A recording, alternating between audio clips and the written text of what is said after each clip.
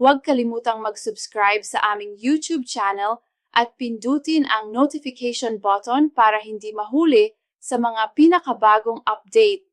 Magandang araw sa lahat ng ating mga kasubscriber, lalo na sa ating mga mahal na senior citizens at sa kanilang mga pamilya. Kumusta po kayong lahat? Welcome muli sa ating channel kung saan pinag-uusapan natin ang mga mahahalagang balita, programa at benepisyo na ibinibigay ng gobyerno para sa ating mga kababayan. Kung bago ka pa lamang dito, huwag kalimutang i-like ang video na ito, mag-subscribe at i-click ang notification bell para lagi kang updated sa mga pinakabagong impormasyon na tiyak makakatulong sa at sa iyong pamilya. Ngayon, pag-uusapan natin ang napakahalagang balita na siguradong inaabangan ng marami, lalo na ng ating mga senior citizens, ang Universal Social Pension. Ang tanong ko ngayon, handa na ba kayo mga lolo at lola? Dahil ngayong buwan ng Oktubre ay sisimulan na ang distribusyon ng benepisyong ito sa buong bansa. Sa video na ito, ipapaliwanag natin ng detalyado kung ano ba ang Universal Social Pension. Magkano ang matatanggap? Sino ang makakatanggap? Kailan at saan ito ibibigay? Ano ang mga requirements? At ano ang mga dapat ninyong tandaan para hindi kayo maiwanan? Huwag kayong aalis dahil napakaraming mahalagang impormasyon na dapat ninyong malaman. Unahin natin ang pinakamahalagang tanong. Ano ba ang tinatawag na Universal Social Pension? Sa mga nakaraang taon, alam natin na hindi lahat ng senior citizens ay may natatanggap na tulong pinansyal mula sa gobyerno. Mayroon tayong mga pensyado mula sa GSIS o SSS. Ngunit paano naman ang mga senior na hindi naging miyembro o walang sapat na hulog? Marami sa kanila ang walang natatanggap na regular na kita at hirap sa pangaraw-araw na gastusin tulad ng pagkain, gamot at iba pangailangan. Kaya naman naisipan ng gobyerno na magpatupad ng Universal Social Pension, isang programa na layong bigyan ng pantay na ayuda ang lahat ng senior citizens kahit sila man ay pensyado o hindi.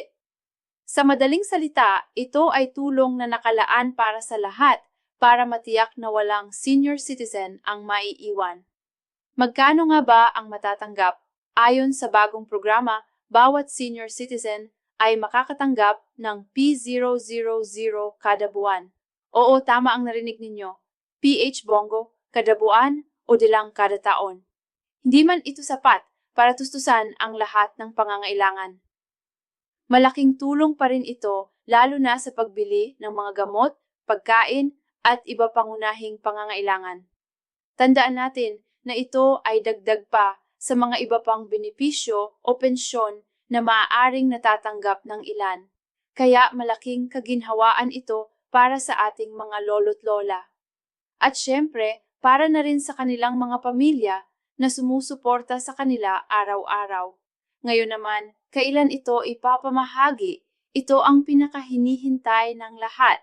Ayon sa Department of Social Welfare and Development o DSWD at sa koordinasyon ng mga lokal na pamahalaan, ang distribusyon ng Universal Social Pension ay magsisimula ngayong buwan ng Oktubre DOP25. Ayon sa tentative schedule o ito ay magsisimula sa ikalawang linggo ng Oktubre at tatakbo hanggang sa katapusan ng buwan. Ibig sabihin, iba-iba ang schedule depende sa inyong barangay at lokal na pamahalaan. May mga lugar na mas maagang magbibigay at mayroon ding huli. Kaya pinakamainam na makipag-ugnayan agad sa inyong barangay hall o sa pinakamalapit na DSWD office para malaman ang tiyak na petsa ng payout sa inyong lugar. At saan naman makukuha ang pension na ito? Kadalasan ay gagawin ang distribusyon sa mga barangay hall, covered court o sa iba pang community centers na karaniwang ginagamit para sa ganitong klaseng payout. May mga lugar naman na gagawin ng house-to-house delivery lalo na kung ang senior ay bedridden o hirap ng makalakad papunta sa venue. Ito ay para siguraduhin na lahat ng seniors ay makakatanggap kahit pa sila ay may sakit o hirap ng bumiyahe. Bukod pa dito, may mga pilot areas kung saan sinusubukan ang digital payout. Ibig sabihin ay idadaan ang pera sa ATM o sa e-wallet. Kaya kung kayo ay may account na sa mga bangko o e-wallet, magandang abangan kung kasama ang inyong lugar sa programang ito. Mga lolo at lola, napakahalaga rin na magdala kayo ng tamang requirements sa araw ng payout. Kadalasan ay kailangan lang ninyo ng valid ID para makuha ang inyong pensyon. Kung hindi kayo makakapunta dahil sa sakit o iba pang dahilan, maaari kayong magtalaga ng representative na kukuha sa inyong pensyon. Ang kailangan lamang ay authorization letter, photocopy ng ID ng senior at valid ID ng representative. Mahigpit po ang pagpapatupad nito para maiwasan ang mga maling transaksyon at siguraduhin sa tamang tao na pupunta ang pera. Na isa pang paalala na hindi natin dapat kalimutan, mag-ingat po tayo sa mga scammer dahil malaking benepisyo ito at maraming pera ang ilalabas ng gobyerno. Hindi maiiwasan na may mga manloloko na susubok samantalahin ang ating mga senior citizens. Tandaan po ninyo, libre ang Universal Social Pension. Wala kayong kailangang bayaran para kayo ay maisama sa listahan. Hindi na rin kailangan ng fixers o middleman kung may lumapit sa inyo at sinabing magbayad para masigurado ang inyong pangalan. Huwag po kayong maniniwala at agad na i-report sa barangay o sa DSWD. Ang tanong ng marami, paano kung wala akong record sa barangay o paano kung lumipat ako ng tirahan? Ang pinakamahalaga po ay siguraduhin na updated ang inyong impormasyon sa barangay. Kung kayo ay bagong lipat, makipag-ugnayan agad para mailista ang inyong pangalan. Ang listahan ng mga senior citizens ay galing sa barangay at inaakyat sa DSWD, kaya doon pa lamang ay dapat ay maayos na ang inyong impormasyon. Kung may kulang na detalye, huwag mag-alala dahil may mga verification process pa rin na ginagawa bago ibigay ang pensyon. Ngayon, isipin natin ang magiging epekto nito. Kung bawat senior citizen ay makakatanggap ng P000 kada buwan, napakalaking tulong nito sa bawat pamilya. Isipin ninyo kung sa isang bahay ay may 2 senior citizen. Ibig sabihin, 2,000 kada buwan ang nadaragdag sa budget ng pamilya. Kung gagamitin ito sa gamot, malaking bagay na. Kung ipangbibili naman ito ng pagkain, siguradong makakagaan. At higit sa lahat, ito ay pagkilala sa malaking kontribusyon ng ating mga lolo't lola sa lipunan. Sa mahabang panahon, sila ang nagtrabaho at nagsakripisyo at ngayon ay nararapat lamang na sila ay maalalayan sa kanilang pagtanda. Marami rin ang nagtatanong, sapat ba ang pibonggo? Sa totoo lang, hindi.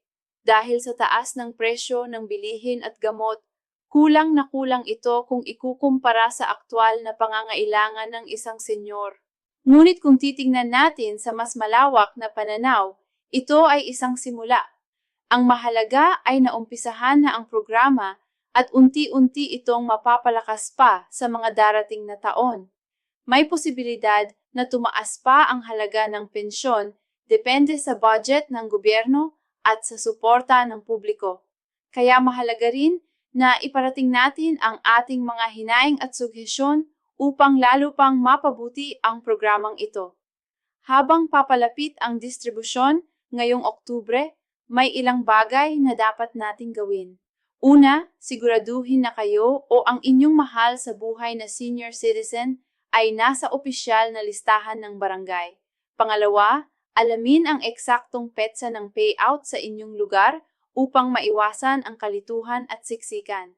Pangatlo, ihanda ang mga requirements gaya ng valid ID at authorization letter kung kinakailangan. Pang-apat, mag-ingat sa mga scammer at huwag basta-basta magbigay ng pera or impormasyon sa hindi opisyal na tao. At panghuli, gamitin ng tama ang pensyon na matatanggap upang higit na makinabang senior citizen. Mga ka-subscriber, malinaw na ang Universal Social Pension ay isang malaking hakbang tungo sa mas maayos na pamumuhay para sa ating mga senior citizens. Sa kabila ng mga kakulangan nito, ito ay simbolo ng malasakit ng pamahalaan sa ating mga lolo at lola. Kaya naman napakahalaga na tayo ay maging maalam, handa at alerto. Kung may katanungan pa kayo tungkol dito, huwag kayong mahihiyang magtanong sa inyong barangay officials o sa DSWD offices. Mas mabuti ng sigurado kaysa mapag-iwanan. Ngayon, gusto kong marinig ang inyong opinyon. Sa tingin ninyo ba sapat na ang PH000 kada buwan para sa ating mga senior citizens? Ano ang mga dapat pang idagdag o baguhin sa programang ito? I-comment ninyo sa ibaba dahil mahalagang marinig din ang boses ng publiko, lalo na ng mga pamilya ng ating mga lolo't lola. At bago tayo mag-awol, kung sa tingin ninyo ay mahalaga ang video na ito, paki-like at i-share sa inyong mga kamag-anak at kaibigan para sila man ay maging updated. Huwag din kalimutang mag-subscribe at i-click ang notification bell para hindi ninyo ma-miss ang iba pang mga balita at impormasyon tungkol sa mga programang makakatulong sa ating mga kababayan. Maraming salamat sa inyong panunood mga kasubscriber. Ingat lagi at sana ay maging maayos at matiwasay ang distribusyon ng Universal Social Pension ngayong Oktubre. Handa na ba kayo mga lolo at lola? Siguraduhin na oo ang sagot ninyo dahil darating na ang tulong na para sa inyo. Hanggang sa muli.